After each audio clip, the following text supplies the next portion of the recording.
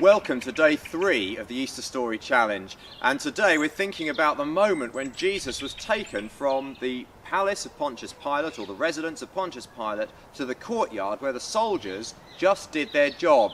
Well, that's what they might have said. We were just doing our job.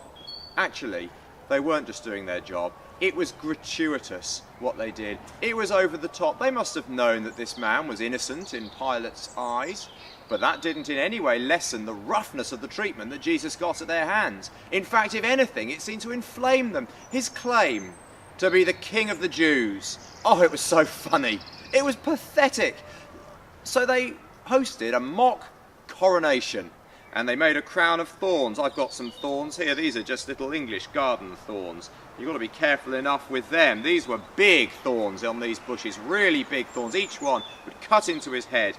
And they put a scarlet robe on him, a robe of royalty, and they put a staff in his hands, and then they, as if it were a scepter of authority, and then they bowed down and they worshipped. "Hail, King of the Jews," they kept saying to him. It was a parody of a coronation.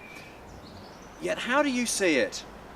You see, when you know the end of the story and you realise that this Jesus came back again from the dead, and as we'll see in a few days' time was able to say, "All authority on heaven and earth has been given to me," then you suddenly see it with rather different eyes. And instead of being a joke on Jesus, the joke in fact is on those mocking, tormenting and torturing him.